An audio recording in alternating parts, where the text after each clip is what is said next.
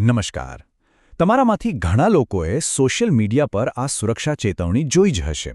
તે ખૂબ જ ઝડપથી આગની જેમ ફેલાઈ રહી છે અને એનું કારણ પણ બહુ ગંભીર છે.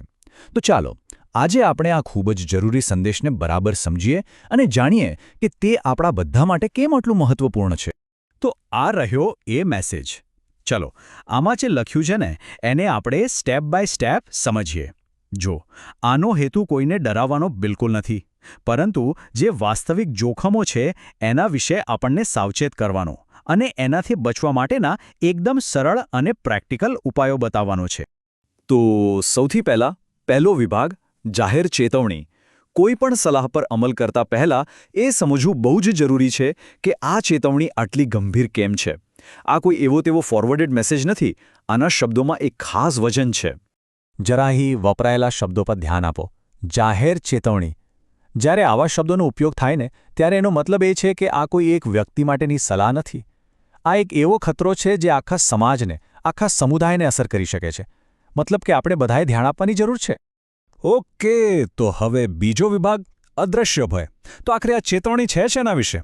એવો તો કયો ખતરો છે જે કદાચ દેખાતો પણ નથી અને આપણા રસ્તાઓ પર છુપાયેલો હોઈ શકે છે? ચાલો એને ઓળખીએ. મનમાં સવાલ તો થાય જ, બરાબર ને, કે ભાઈ આટલી બધી ઉતાવળ શું કામ છે? એવી તો શું ઇમરજન્સી આવી ગઈ કે આવી ચેતવણી આપવી પડી? આને જવાબ છે પતંગની દોરી. હા, એ જ દોરી જે આપણને તહેવારોમાં આટલો બધો આનંદ આપે છે, એ જ ક્યારેક જીવલેણ હથિયાર બની શકે છે.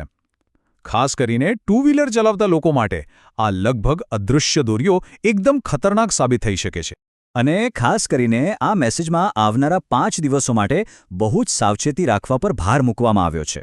હવે આપણે બધા સમજી શકીએ છીએ કે આ સ્પષ્ટપણે ઉત્તરાયણના તહેવાર તરફ ઇશારો કરે છે, જ્યારે આકાશ પતંગોથી ભરાયેલો હોય છે અને રસ્તાઓ પર જોખમ પણ એટલું જ વધી જાય છે.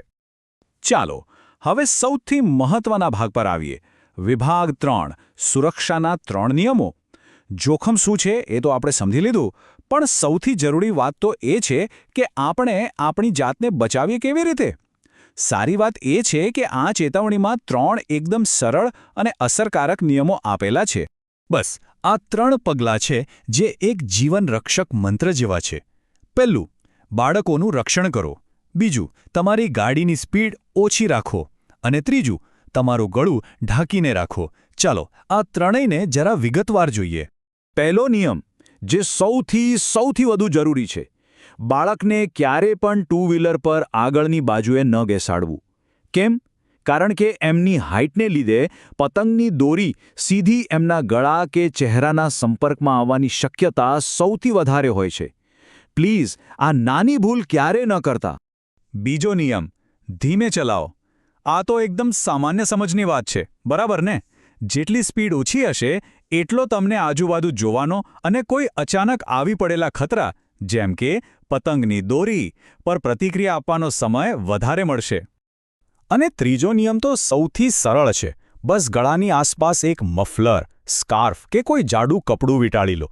આ કાપડનો એક નાનકડો ટુકડો તમારી ચામડી અને એ ધારદાર દોરી વચ્ચે એક રક્ષણાત્મક કવચ બની જશે, જે ગંભીર ઈજાથી બચાવી શકે છે. ખરેખર એક નાનો પ્રયાસ જે બહુ મોટો ફરક પાડી શકે છે.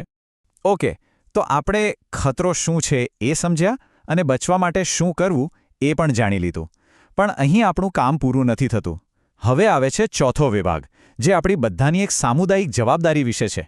મેસેજમાં સાફ લખ્યું છે, આ મેસેજ તમે તમારા સગા સંબંધીઓને પણ મોકલજો. આ ખાલી એક વાક્ય નથી, આ એક અપીલ છે. આનો અર્થ છે કે આ જાણકારી ફક્ત પોતાના સુધી સીમિત ન રાખીએ, પણ એને ફેલાવીને બીજાઓને પણ સુરક્ષિત કરીએ.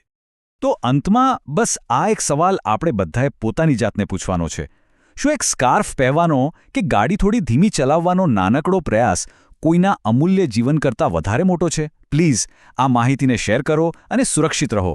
આના પર વિચાર જરૂર કરજો.